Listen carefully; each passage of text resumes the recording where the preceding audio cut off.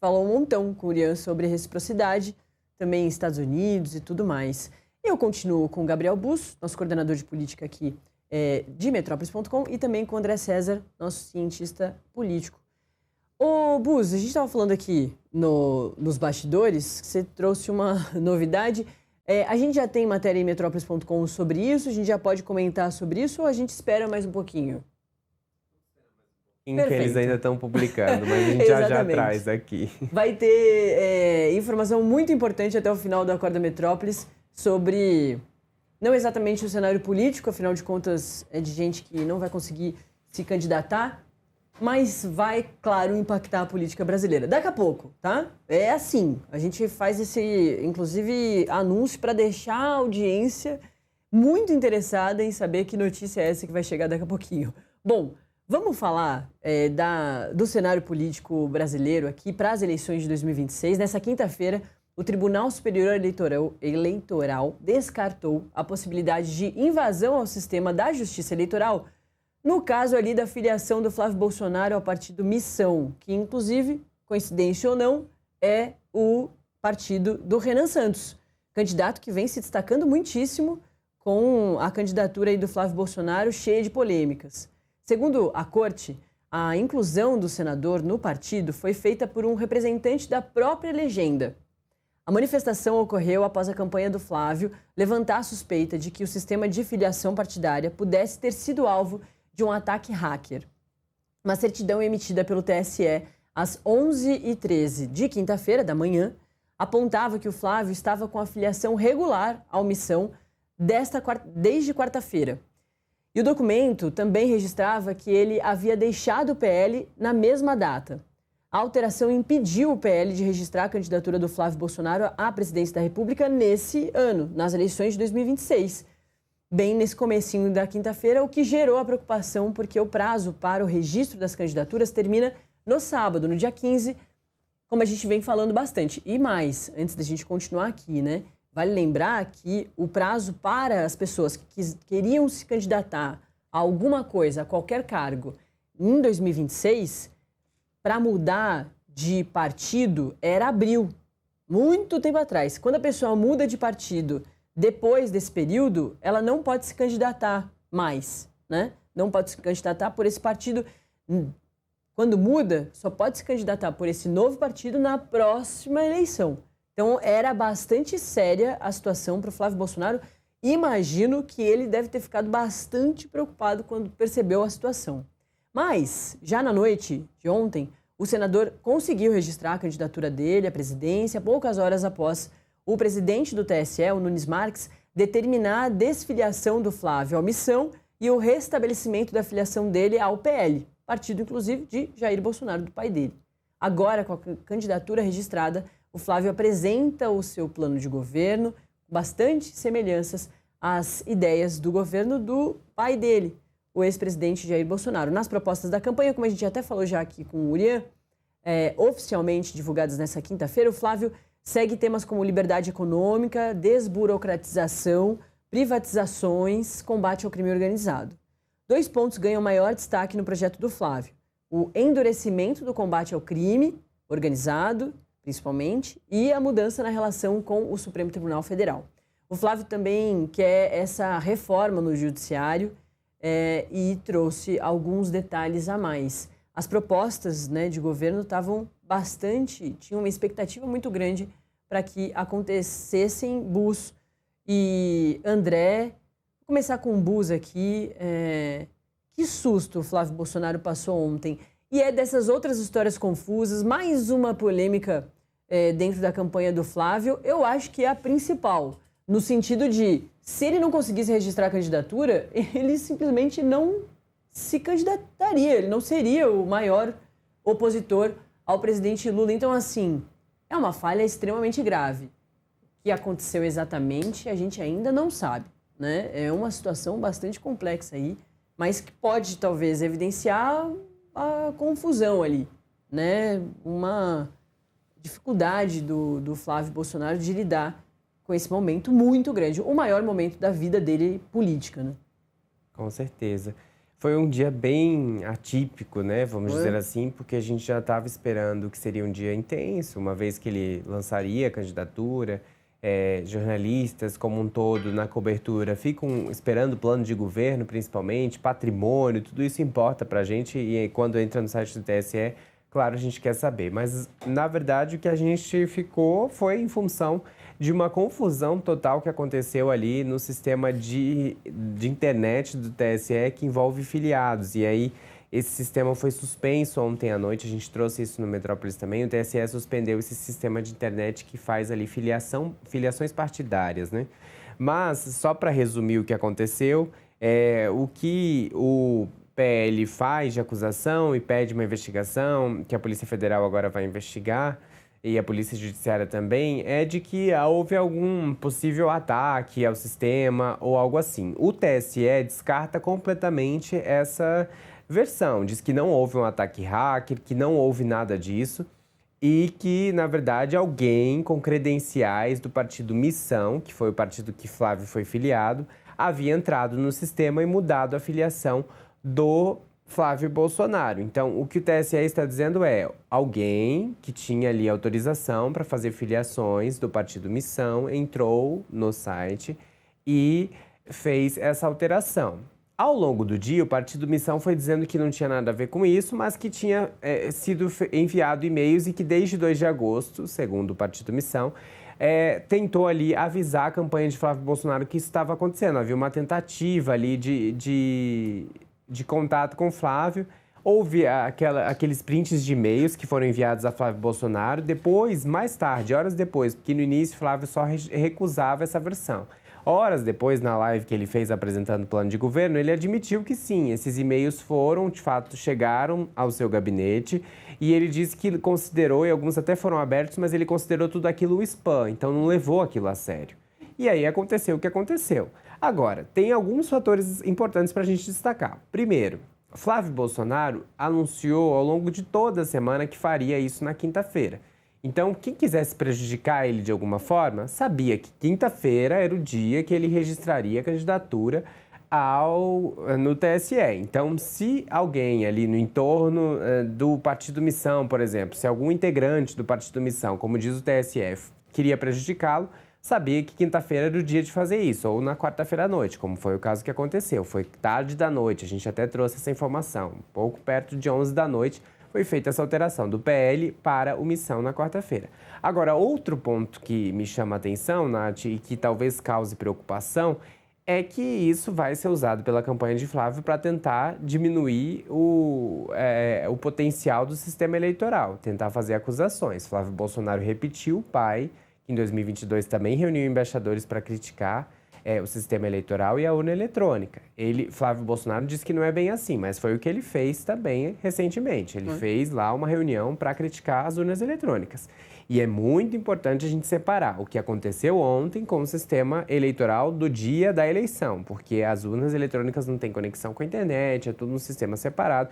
E o que aconteceu ontem foi o sistema de internet do TSE apresentou um problema de falha de filiação. E, de novo, aquilo ali que aconteceu ontem não é inédito. Vários personagens da política ao longo dos últimos anos já passaram por isso. Lula foi filiado ao PL, Jair Bolsonaro filiado ao PT.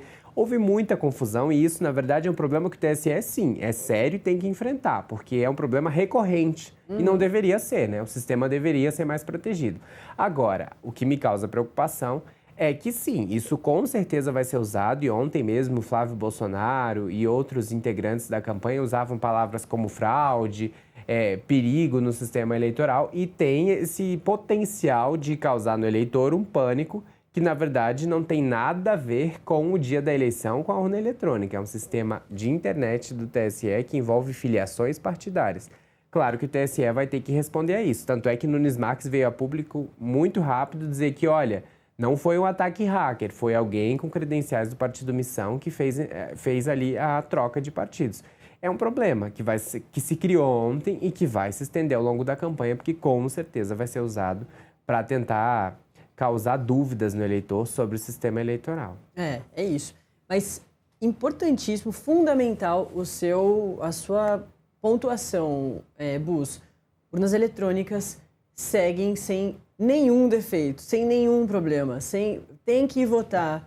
Democracia é fundamental, é maravilhosa. Tem que votar e acreditar no sistema eleitoral. Ponto. O que aconteceu ontem foi uma situação que, ô André, quem gosta de política, com certeza já fez a piadinha do vou pegar seu CPF para te registrar em teu partido. É uma grande piadinha. Agora, aconteceu e, obviamente, ontem foi uma situação muito séria. Mas tem muito mais cara de trote. É curioso que é um partido que já tenha um candidato outsider, né? Já é um candidato que performa muito bem na internet. Então isso é muito interessante, a coisa aí dos partidos, né?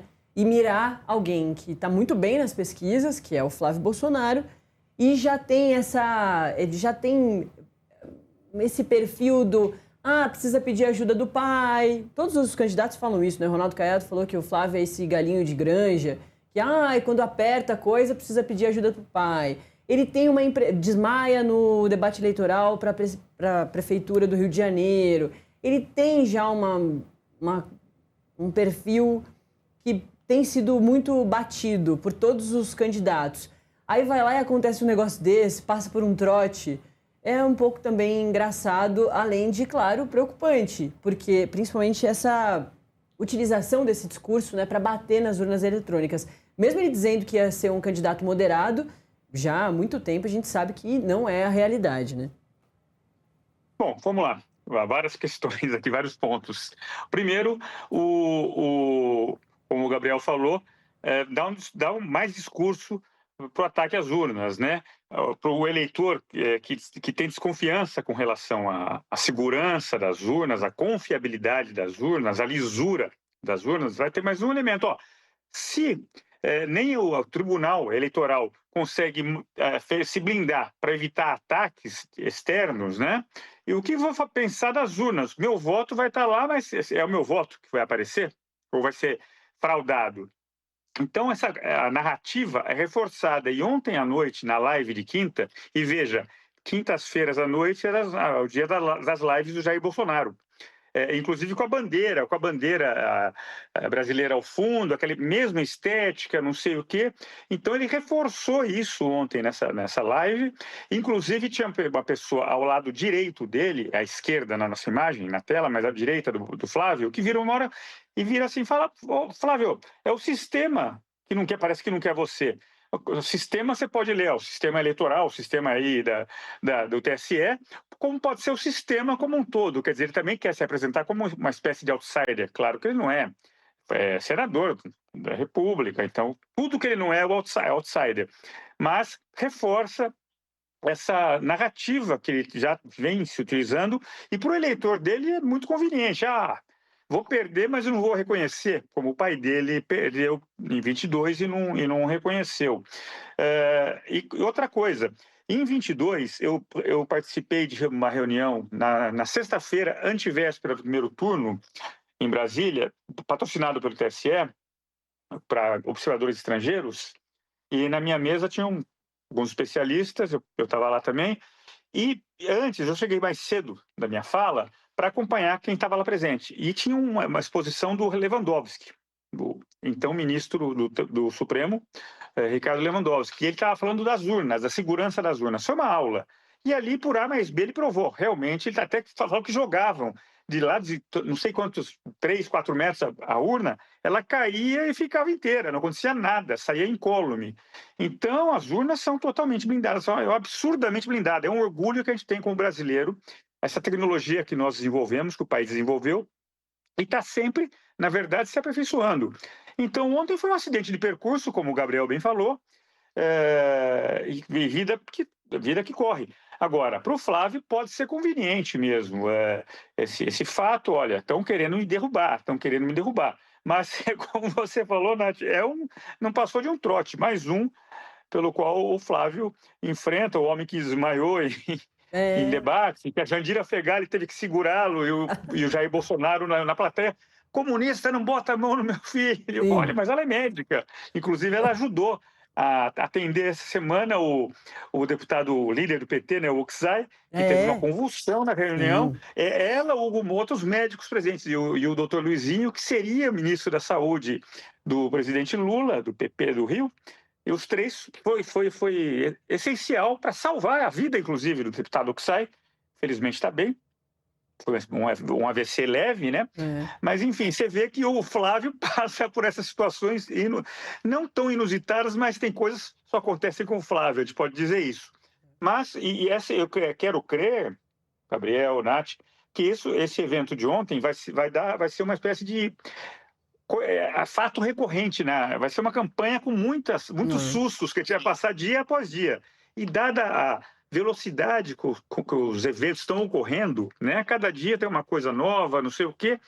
E isso a gente vai ter que, nas próximas semanas, se acostumar. Qual que vai ser o susto, de hoje, né? Porque não vai ter jeito. Então, a gente vai ter que ter mais esse elemento na mesa para a gente trabalhar. Mas isso é bom, porque de tédio a gente não morre. De tédio a gente não morre, mas geralmente os sustos vêm de Flávio Bolsonaro, né? Bom, é isso. A gente cobriu aqui, o Bus, todo o governo de Jair Bolsonaro tinha toda esse sobressalto. A gente estava sempre assim. O que pode acontecer? O que vai acontecer? E isso era muito discutido. Será que isso é uma cortina de fumaça para alguma coisa que vai acontecer? E aí tem um outro acontecimento insólito. A gente fala, nossa, e aí se distrai com isso, porque vem uma outra coisa. É curioso o quanto o Flávio Bolsonaro consegue se manter nas manchetes com um montão de polêmica, boas ou ruins para ele, né? Mas ele se mantém sendo falado, né? Tem um fato importante para anotar que eu esqueci de comentar aqui agora, é o seguinte, o ocorrido na quinta-feira, ontem, fez a gente esquecer do caso do vice, do Gaspar, né? Isso. Da questão das denúncias, quer dizer, ninguém falou mais, sumiu, desapareceu, né? E outro caso ainda esquisito, mal contado, o que está acontecendo, o que foi, que envolve Lindbergh, o ex-líder do PT, deputado. Sim. Quer dizer, tem muita coisa também que aí, mas joga de lado, para lá, porque agora temos o Flávio no missão, né? E, então, assim, mas isso mostra que aumenta a complexidade. Nós que acompanhamos no dia a dia, em cima da pinta, todo esse caso, para o cidadão comum, para o eleitor comum, fica mais difícil ainda entender. Mas o Flávio se mantém, né, sendo falado. Teve uma outra situação ontem que era bem ruim para os bolsonaristas, que foi ali a PGR, a Procuradoria-Geral da República, confirmando todo o entendimento de que o ex-presidente Jair Bolsonaro realmente não pode receber visitas político-partidárias ao longo aí desse processo eleitoral. Depois, de repente, das eleições, ele pode voltar a receber. Não só o Flávio, mas o Paulo Gonet reforçou ali que qualquer pessoa que faça parte da campanha do Flávio, né, que tem ali um envolvimento político muito importante, que ele não deve receber essas visitas. Agora, tem um ponto muito curioso, né? Ele mora com uma candidata ao Senado, vai muito bem nas pesquisas, que é a Michele Bolsonaro, e faz parte dos bastidores do PL, estando brigada com o Flávio ou não, né? Enfim, também teve esse acontecimento ontem, mas que a gente falou pouco, porque logo veio essa bizarrice dos principais candidatos à presidência da República para 2026, quase não conseguir se registrar, que é o principal. Sem registro, não há candidatura. Eu tenho que chamar mais um intervalinho, o último do Acorda Metrópolis dessa sexta-feira,